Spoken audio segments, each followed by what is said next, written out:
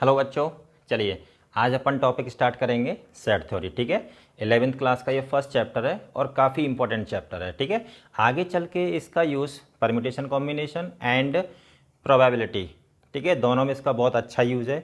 अगर आप चाहते हैं कि आप प्रोबेबिलिटी वाला पोर्शन है जो 11th क्लास का, अगर आप उसको एंजॉय करें तो आपको इस टॉपिक को बहुत ही अच्छे ढंग से पढ़ना पड़ेगा।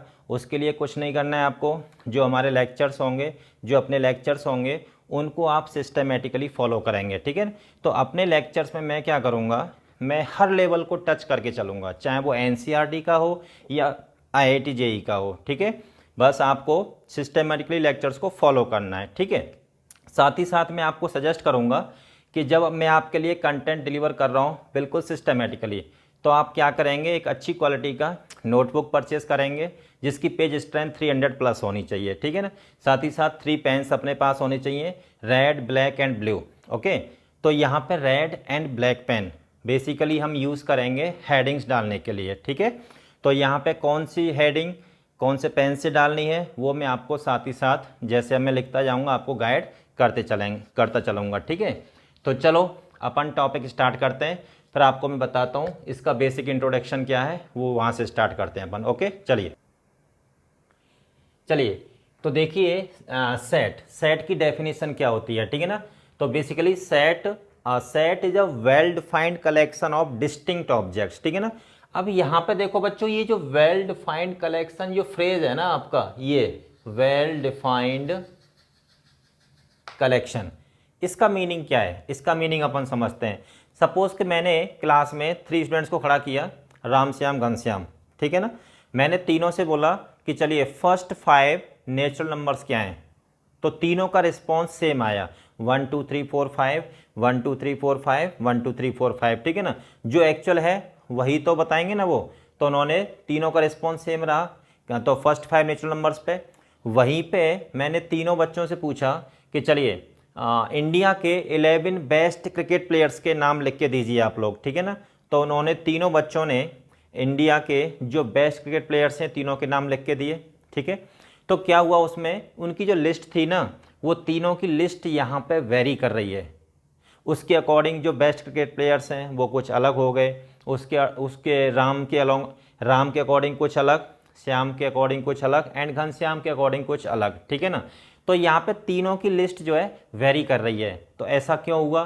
ठीक है, तो एक ऐसा कलेक्शन जिसमें आपका जो है रिस्पॉन्स वेरी करता है, एक कलेक्शन को लेके डिफरेंट पर्सन्स का जो रिस्पॉन्स है वो वेरी कर रहा है, तो समझ लो कि वो कलेक्शन आपका वेल डिफाइंड कलेक्शन नहीं है। ठीक है ना, दूसरी बात, एक क्वेश्चन आता है जैसे मान लो कि what is the difference between a set and a collection. ठीक है ना, तो सिंपल सी बात है, हर सेट एक कलेक्शन होता है, but every collection is not a set, only well defined collections are sets. Getting it, तो देखिए जो भी मैंने अभी आपको एक्सप्लेन किया है, तो यहाँ पे देखिए the collection of first 5 natural numbers is a well defined collection, so it is a set containing the elements 1 2 3 4 5। Okay, and is written as, तो सेट की फॉर्म में क्या करेंगे, एक यहाँ पे कर्ली ब्रैकेट्स बनाएंगे, उनके अंदर इन एलिमेंट्स को कॉमा लगा के सेपरेट करके अपन डाल देंगे।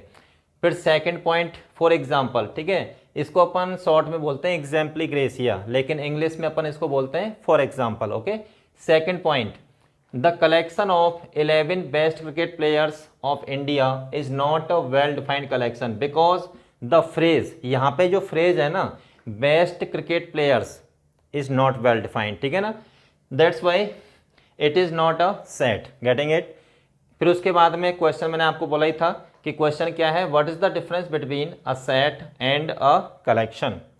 तो every set is a collection but every collection is not a set, only well defined collections are set. ठीक है, अब इसको बच्चे नोट करेंगे, उसके बाद हम नोट में कुछ पॉइंट्स लेंगे। ठीक है, अब आप इसको पहले नोट कर लीजिएगा। देखिए अब अपन नोट में कुछ पॉइंट्स लेते हैं। ठीक है ना, तो फर्स्ट पॉइंट क्या है, only capital letters of English alphabet will be used to denote a set. तो किसी भी सेट को जब बच्चे डिनोट करेंगे तो हमेशा capital letters of English alphabet से ही डिनोट करेंगे। ठीक है ना, मान लो आपके 5 सेट हैं आपके पास, तो एक सेट को कैपिटल ए से, दूसरे सेट को कैपिटल बी से, तीसरे सेट को कैपिटल सी से, फोर्थ सेट को कैपिटल डी से एंड फिफ्थ सेट को कैपिटल ई से सपोज। ओके, नेक्स्ट पॉइंट क्या कह रहा है अपना, if an element A belongs to set A then we write A belongs to this। इसको अपन कैसे रीड करेंगे, A belongs to this। यहाँ पे एलिमेंट A सेट A में बिलोंग करता है या उसका मेंबर है यहाँ पे, ठीक है ना। तो यहाँ पे एक ये फैमिली मान लो और इसको एक मेंबर अज्यूम कर लीजिएगा, ठीक है। उसके बाद देखिए यहाँ पे ये जो सिंबल है, ये सिंबल क्या है जरा इसके बारे में देखते हैं। Here the Greek symbol this, इसको अपन बोलते हैं बेटा एप्सिलॉन। क्या बोलते हैं बच्चे इसको, एप्सिलॉन, ठीक है ना। तो ये जो एप्सिलॉन सिंबल है बेसिकली फिजिक्स में काफ़ी यूज होता है, ठीक है ना। और वहाँ पे ये फिजिक्स का ही सिंबल है actually. Is used to denote the phrase belongs to, ये बोलते हैं ना अपन a belongs to set A.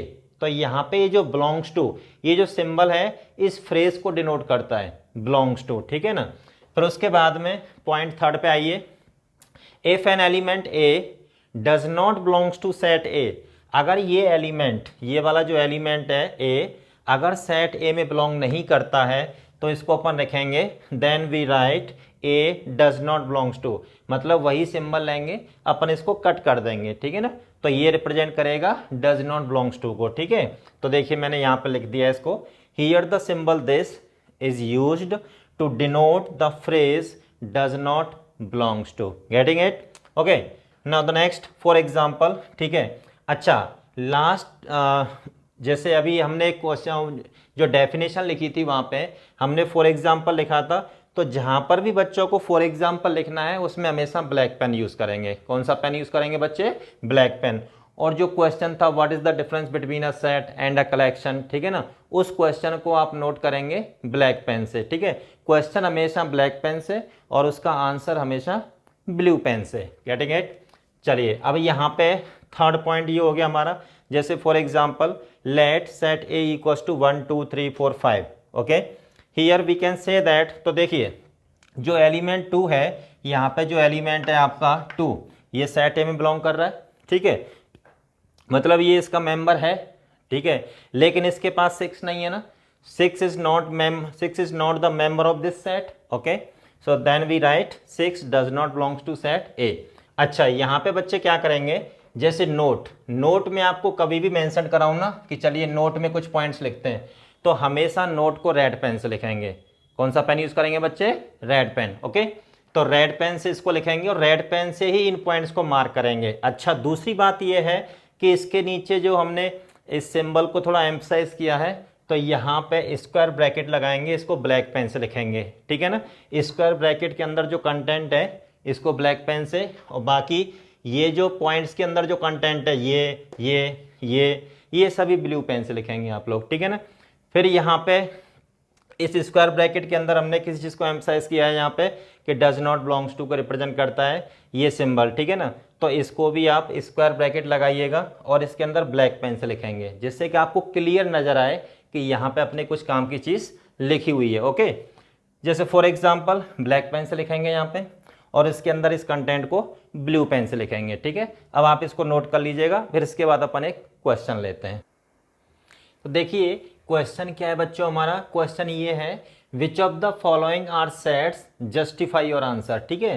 तो देखिए फर्स्ट पार्ट क्या है क्वेश्चन का, the collection of 5 most dangerous animals of the world, ठीक है। Second part is what, the collection of 4 rivers flowing in India. Okay, the third part is the collection of all the states of India. Okay, and the fourth one is the collection of difficult problems of set theory, ठीक है ना। तो देखिए पहले मैं 1 by 1 आपको orally explain कर देता हूँ कि फर्स्ट पार्ट क्या कह रहा है, the collection of 5 most dangerous animals of the world. Okay, तो सपोज कि मैंने क्लास में 3 बच्चों से पूछा कि चलिए 5 most dangerous animals of the world कि नाम लिख के दीजिएगा, ठीक है ना। तो 3 बच्चों ने, वही राम श्याम घनश्याम, अपने तो वही 3 प्रिय स्टूडेंट हैं, ठीक है। तो उन्होंने जो है अपनी अपनी लिस्ट बनाई 5 मोस्ट डेंजरस एनिमल्स की।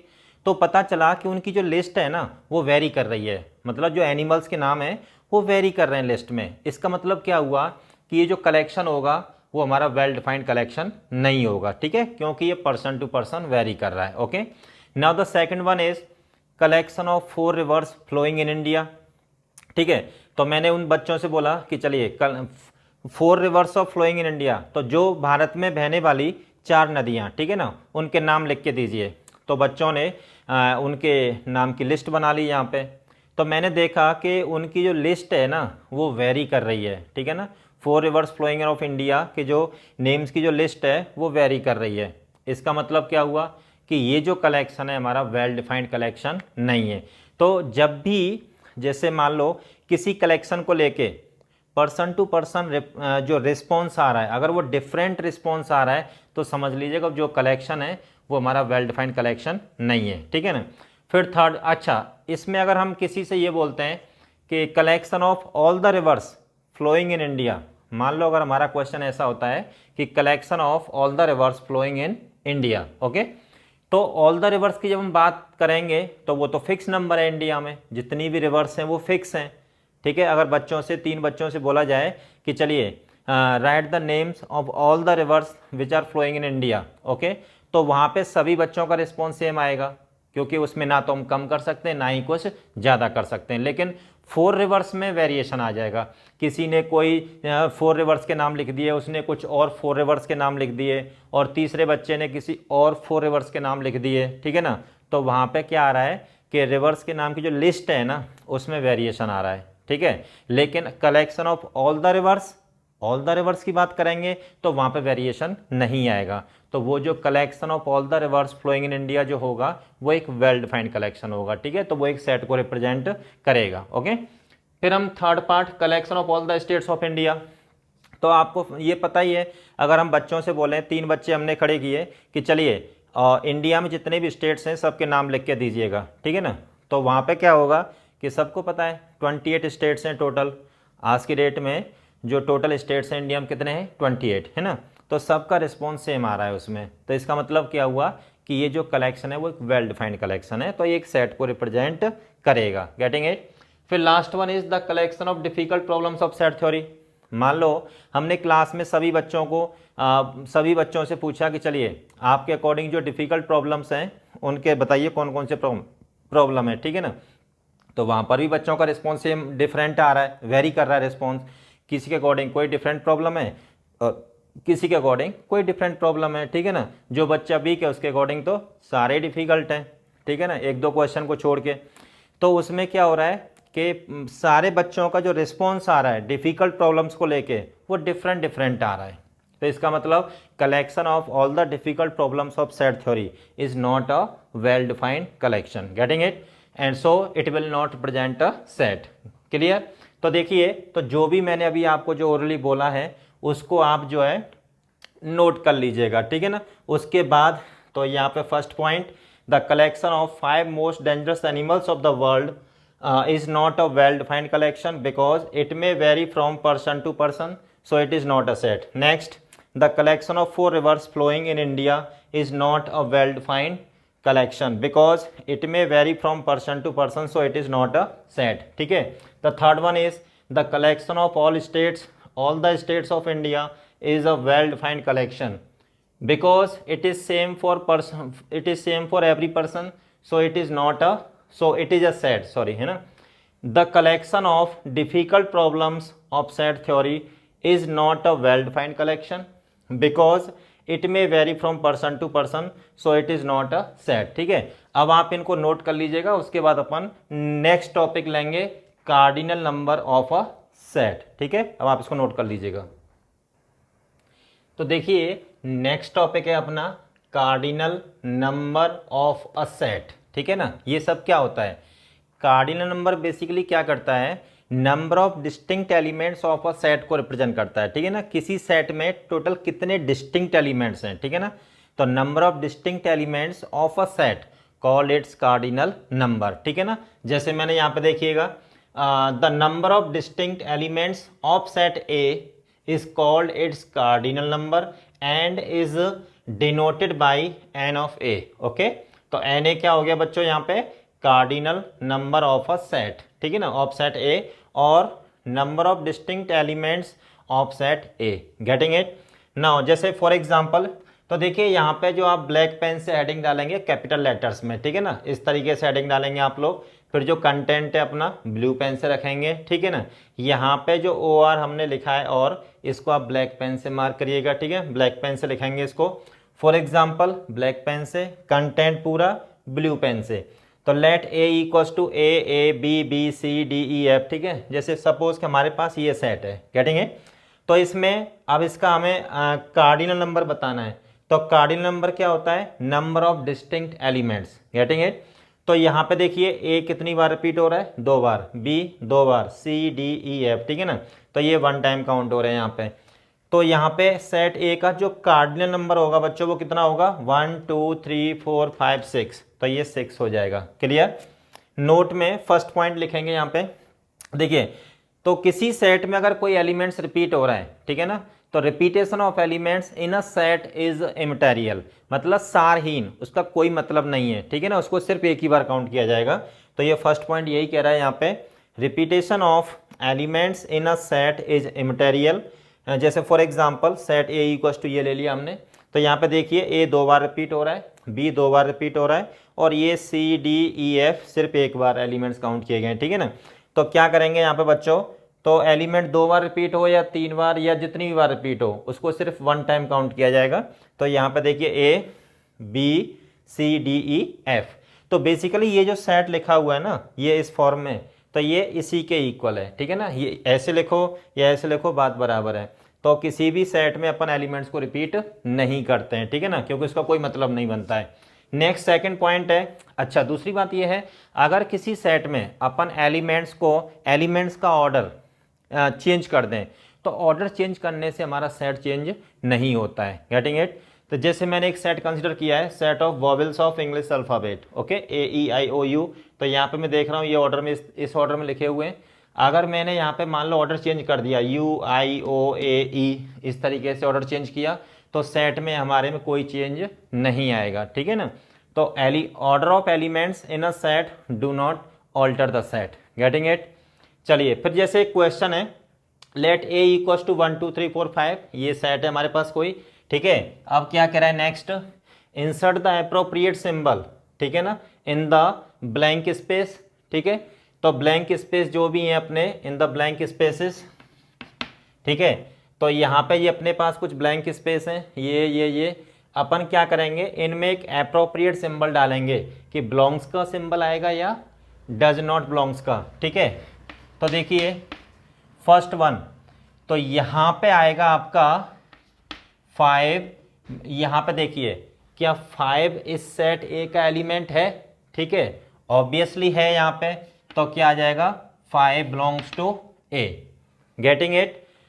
सेकेंड, अब यहाँ पे देखिए क्या 8 इस सेट का एलिमेंट है, बताइए क्या इस सेट में 8 एलिमेंट आपको नजर आ रहा है? नहीं। तो ठीक है, तो सेकंड का, तो देखिए चलिए अपन ऐसे लिखते हैं यहाँ पे आंसर। तो देखिए फर्स्ट पार्ट में क्या रहेगा, 5 belongs to set A, this is correct, okay. Now the second one, second का आंसर करना है अपने को। तो क्या यहाँ पे एलिमेंट 8 इस सेट में नजर आ रहा है आपको? नहीं ना, ठीक है। तो यहाँ पे 8 does not belongs to set A, clear. अब यहाँ पे अगर हम थर्ड की बात करें अगर हम, तो थर्ड में क्या हो रहा है, 0। यहाँ पे देखिए, तो क्या 0 एलिमेंट इस सेट के पास है? नहीं है। तो 0 यहाँ पे 0 does not belongs to set A, clear. अब यहाँ पे देखिए फोर्थ पार्ट में आइएगा, फोर्थ पार्ट में आ जाइएगा। यहाँ पे फोर्थ पार्ट क्या कह रहा है, 4। तो क्या 4 इस सेट का एलिमेंट है? ऑब्वियसली है, ठीक है। तो यहाँ पे लिखेंगे 4 बिलोंग्स टू सेट A। तो बेसिकली हमने जो ब्लैंक स्पेसेस थे, हमने उसमें जो है करेक्ट सिंबल्स जो है इंसर्ट कर दिए हैं। तो यहाँ पे ये सिंबल आएगा, इसमें ये सिंबल आएगा, इसमें ये सिंबल आएगा, ठीक है। और लास्ट वन में क्या सिंबल आएगा, बिलोंग्स, ठीक है। तो ये बिलोंग्स का सिंबल आएगा। फिर नेक्स्ट क्वेश्चन है आपका कि let A equals to 1 2 this, ठीक है। फिर अब यहाँ पे full stop, which of the following are incorrect and why. तो इनमें से कौन सा इनकरेक्ट है और इनकरेक्ट है तो क्यों है, ठीक है। अब उसको हमें एक्सप्लेन करना है। तो देखिए, तो मैं यहाँ पे क्या करता हूँ, इसको इरेज कर देता हूँ। अब अपन इनका आंसर जो है यहाँ पे लिखेंगे, ठीक है। तो देखिए फर्स्ट पार्ट क्या कह रहा है यहाँ पे, 6 फर्स्ट पार्ट, ये फर्स्ट पार्ट कह रहा है कि 6 बिलोंग्स टू ए, ठीक है ना।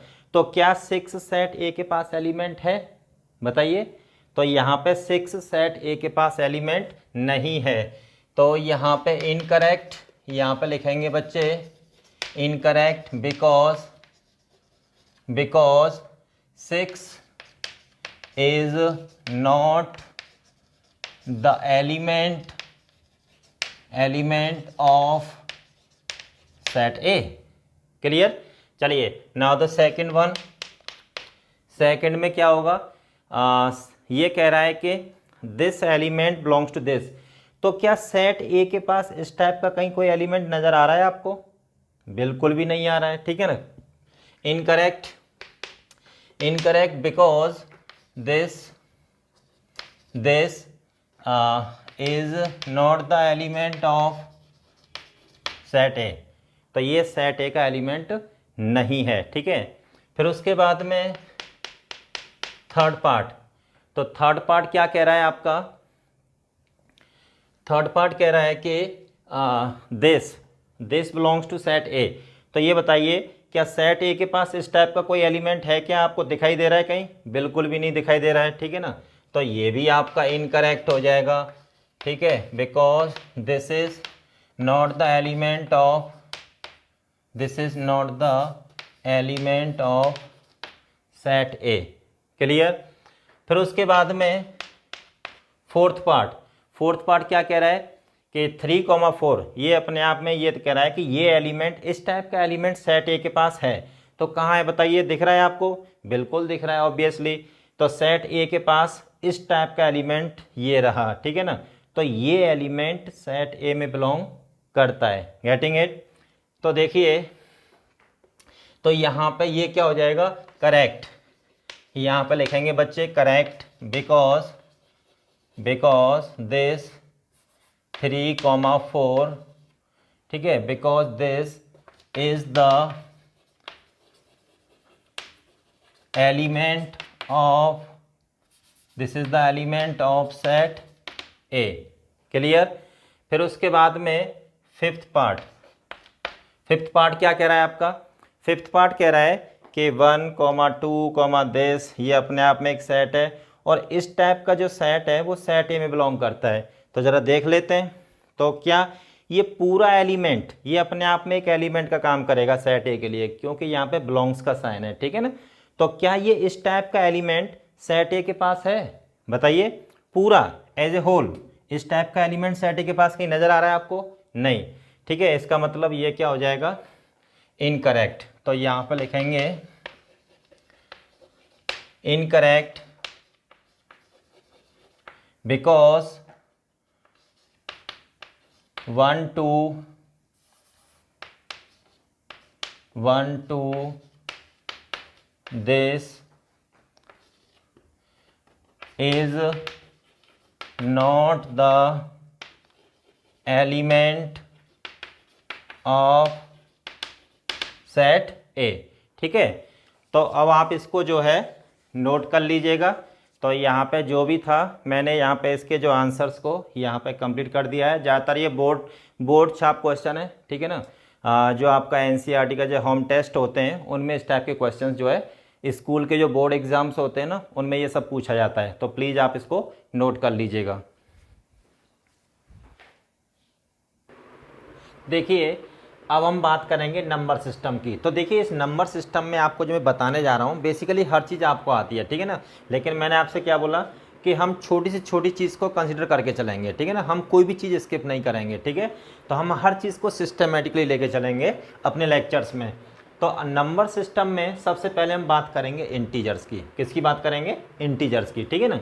तो देखिए इंटीजर्स को बेसिकली हमने 6 कैटेगरीज में कैटेगराइज किया है इनको। तो फर्स्ट कैटेगरी है positive integers, second category is negative integers, non positive integers, non negative integers, ठीक है, even integers, odd integers. Okay, इन सब के बारे में आप सभी बच्चे जानते ही हैं, बट स्टिल मैं कोई भी चीज़ स्किप नहीं करूँगा, हर चीज़ लेके चलूँगा। तो चलिए पहले हम बात करते हैं इंटीजर्स की। सबसे पहले हम बात करते हैं इंटीजर्स की। इंटीजर्स क्या होते हैं? द नंबर्स, जैसे डैश डैश डैश, ठीक है, इधर भी बहुत सारे नंबर्स हो सकते हैं, ठीक है। तो -4, -3, -2, -1, 0, 1, 2, 3, 4, ठीक है ना। The numbers of this kind are called integers and their set is denoted by I और जेड। तो बच्चों इंटीजर्स के सेट को बेसिकली या तो हम कैपिटल आई से डिनोट करेंगे या फिर हम कैपिटल जेड से डिनोट करेंगे, ठीक है। तो जनरली तो हम आई से डिनोट करते हैं, और कभी एग्ज़ाम में अगर आपने कुछ कहीं ये दिखता है आई या जेड लिखा हुआ, तो एग्ज़ाम में कभी आपको कंफ्यूज नहीं करेगा, ठीक है। जितने भी कॉम्पिटिटिव एग्ज़ाम्स होते हैं उसमें हर जगह पे आई लिखा है, तो आई क्या रिप्रेजेंट कर रहा है, जेड क्या रिप्रेजेंट कर रहा है, हर जगह पे मेंशन करता है एग्ज़ाम में, ठीक है ना। तो जो भी सिंबल यूज़ करेगा वो मेंशन करेगा आपके लिए। नेक्स्ट, तो आई और जेड सेट ऑफ इंटीजर्स क्या होता है? -4, -3, इधर डैश डैश डैश, इधर भी बहुत सारे इंटीजर्स होंगे, -4, -3, तो इसमें से कुछ इंटीजर्स को हमने यहाँ पर लिखा है, फिर डैश डैश डैश, इधर भी आपने बहुत सारे इंटीजर्स होंगे। ओके, चलिए फिर इसमें इस कैटेगरी में तो सबसे पहले तो हमने इंटीजर्स लिया, अब हम बात करेंगे पॉजिटिव इंटीजर्स की, ठीक है। What are the positive integers? तो first one is positive integers, the counting numbers 1, 2, 3, 4, ठीक है, आर कॉल्ड पॉजिटिव इंटीजर्स, ठीक है ना। एंड पॉजिटिव इंटीजर्स भी बोलते हैं और इनको अपन नेचुरल नंबर्स भी बोलते हैं, ठीक है। तो ध्यान रखिएगा, काउंटिंग नंबर्स को अपन पॉजिटिव इंटीजर्स बोलो या नेचुरल नंबर्स, ठीक है ना। And their set is denoted by I positive और एन। तो बच्चों दो जो सेट ऑफ नेचुरल नंबर्स होगा या सेट ऑफ पॉजिटिव इंटीजर्स को हम या तो आई पॉजिटिव से डिनोट करेंगे या फिर हम कैपिटल एन से डिनोट करेंगे, ठीक है ना। जैसे आई पॉजिटिव और एन इक्वल्स टू दिस, ये हमने यहाँ पे इनका सेट लिख दिया है। सेकंड, अब उस कैटेगरी का सेकंड पार्ट है negative integers. Okay, so what are negative integers? The numbers dash dash dash -4, -2, -3, -2, -1 are called negative integers and their set is denoted by I negative, ठीक है ना। तो नेगेटिव इंटीजर्स के set को अपन किससे denote करेंगे? I negative से। Clear? तो ये आई नेगेटिव हो गया, तो I negative equals to this. Clear? फिर उसके बाद में इस कैटेगरी का थर्ड पार्ट है अपना non positive integers. What is the third part? Non positive integers. तो ये नॉन पॉजिटिव इंटीजर्स क्या होते हैं? इसमें क्या होता है, बेसिकली नेगेटिव इंटीजर्स आते हैं प्लस एक जीरो और इंक्लूड होता है यहाँ पे, ठीक है ना। नेगेटिव इंटीजर्स इंक्लूडिंग जीरो, जैसे the numbers dash dash dash -4, ठीक है, -4, -3, -2, -1, 0 are called non positive integers and their set is denoted by I not negative. देखिए इसको अपन आई नॉट, यहाँ पे आई नॉट नेगेटिव का ये स्टैंडर्ड है, यहाँ पे आई नॉट का मतलब होगा कि आपने जीरो इंक्लूड किया है, ठीक है ना। ऊपर नेगेटिव साइन लगाया मैंने यहाँ पे लाइक दिस, इसका मतलब क्या हुआ कि आपने नेगेटिव इंटीजर्स को भी इंक्लूड किया है। तो नेगेटिव इंटीजर्स इंक्लूडिंग जीरो, ठीक है, are called non positive integers. तो आई नॉट नेगेटिव जो सेट होगा हमारा, तो दिस इक्वल्स टू दिस, ठीक है ना। अब आप इसको नोट कर लीजिएगा। अब इसके बाद अपन थर्ड, यहाँ पे थर्ड कैटेगरी हो चुकी है, फोर्थ कैटेगरी लेते हैं, ठीक है, नोट कर लीजिएगा इसको।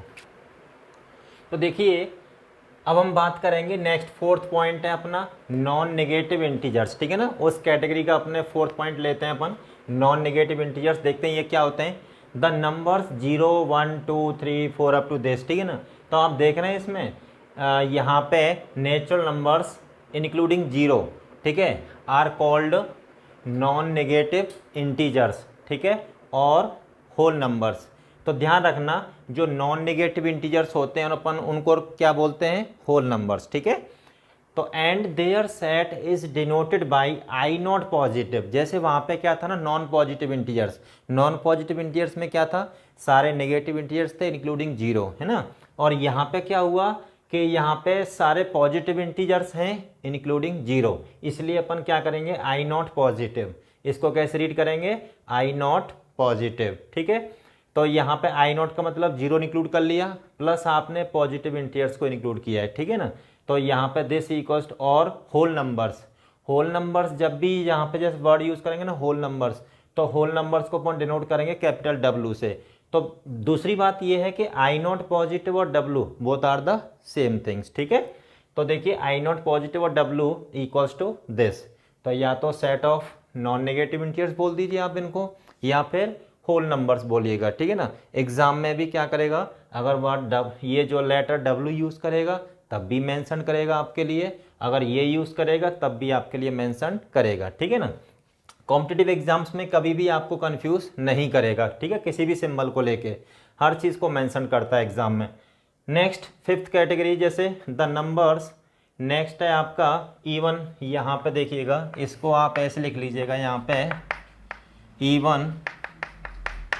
इवन नंबर्स, इवन इंटीजर्स बोल दीजिएगा या जो भी है इवन इंटीजर्स, ठीक है, इवन इंटीजर्स, ये आपका फिफ्थ पॉइंट, ठीक है। तो यहाँ पर ध्यान रखना हेडिंग्स को आपको ब्लैक पेन से लिखना है, कैपिटल लेटर्स में लिखना है, ठीक है। तो फिफ्थ है आपका, फिफ्थ कैटेगरी क्या है, इवन इंटीजर्स, इसको यहाँ पे मैंने एरो लगा दिया है, इसको आप यहाँ पे लिख दीजिएगा लाइक दिस, ओके। फिर उसके आगे क्या लिखना है, द नंबर्स 0 +-2 +-4 +-6, ठीक है, like that are called even integers. यहाँ पर सिंपली अपन कह सकते हैं the numbers which are divisible by 2 are called even integers, ठीक है ना, ओके।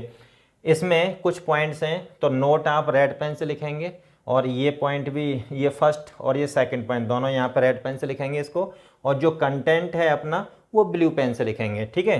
तो देखिए all the even integers are always of the form 2 के।